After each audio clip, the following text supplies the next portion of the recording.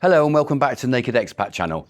Today's myth is one of my absolute favourites because it's one of the biggest delusions people have about expat life. It's the idea that when you move abroad, you'll suddenly have endless free time.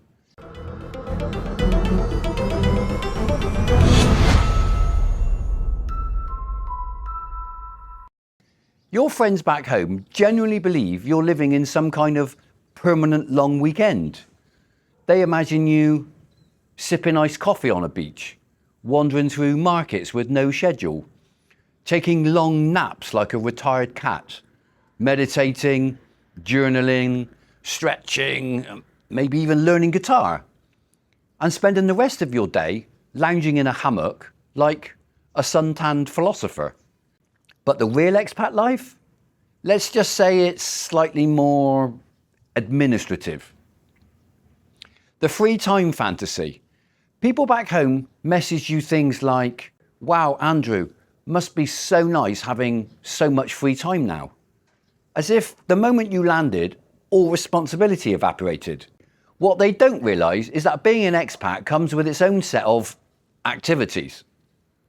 Not hobbies, not sports, not relaxing pastimes, but tasks. And not the fun kind. More like renewing visas, waiting in government offices, translating paperwork, getting SIM cards registered or even replaced, navigating the superpower known as local bureaucracy. Suddenly your infinite free time becomes infinite queuing. Expat life is not a holiday. This is the greatest misconception of all of them, because holiday you is very different from real life you. When you're on holiday, you're relaxed, adventurous, kind of open to anything. You swim, explore, eat new foods, take photos, smile more, drink coconut water, and pretend you're the main character in a tropical romance movie. But when you live abroad, you still have laundry, bills, work, shopping, cleaning, cooking, lots of errands to run, unexpected life annoyances, and on top of that, everything takes 12 times longer than it would back home. You lose free time the same way socks disappear in the laundry, mysteriously, completely and permanently. You will definitely experience the expat time warp, where everything takes longer. Want to do some sort of simple task? Just one. Let's see how that goes. Buying groceries. Back home, 20 minutes. Here, 3 hours, 2 shops, 1 tricycle ride, and a conversation about why the store no longer carries the cheese you like. Paying a bill. Back home, online, done. It is getting better here, but some instances with some bills, it's still a big problem. It can be a quest, like a full quest. May the gods ever be in your favour quest. It may involve printing documents, getting photocopies, using different size paper for different size photocopies, a line longer than the queue at Disneyland, a system outage, and someone telling you to, "Oh, sorry sir, come back tomorrow." And as for repairing anything in your house, back home, book the repair guy. Here, 5 men will show up, none of whom appear to be repair guys. One of them knows what's happening, but no one knows which one.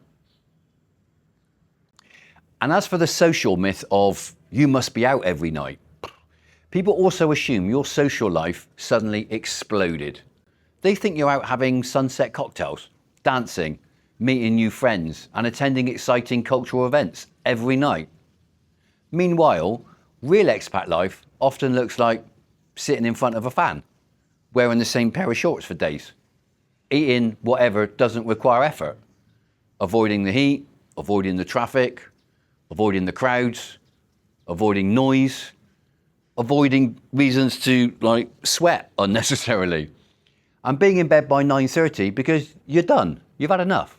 The truth? Half your infinite free time is spent recovering from your last grocery trip. And then there's the household maid myth. Oh yeah, this one. People say, since everything is cheap, you probably have staff doing everything for you, right? You must have so much free time.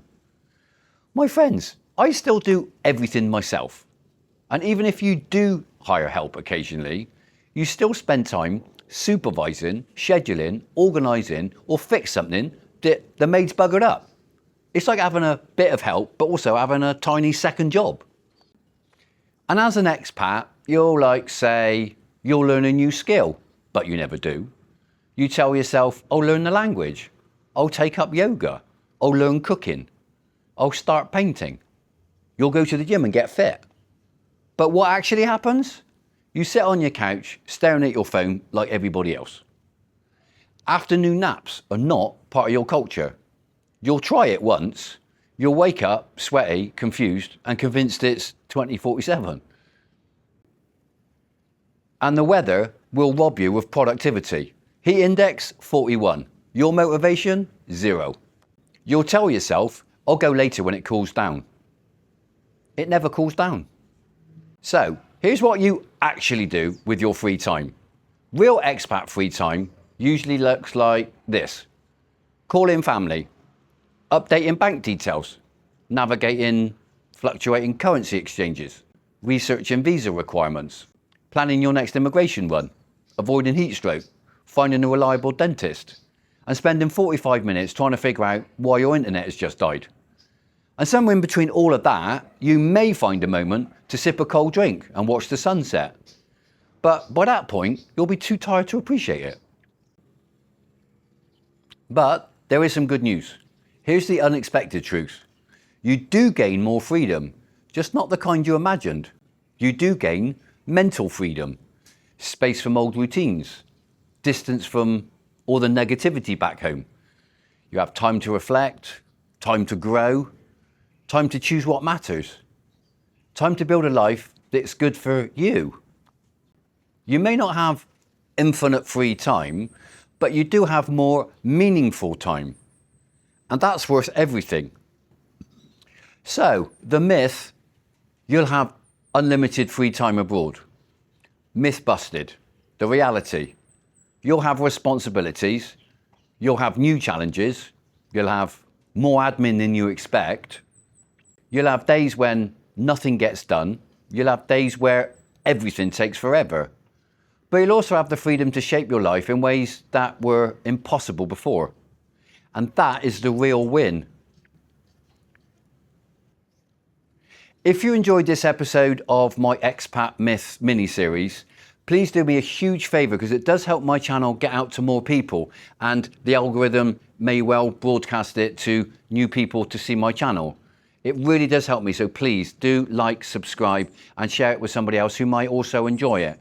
And do consider becoming a channel member, because if you're a channel member, you'll get exclusive discounts, early access to most of my new videos, and soon a members only weekly live stream. Thank you for watching, and as always, enjoy.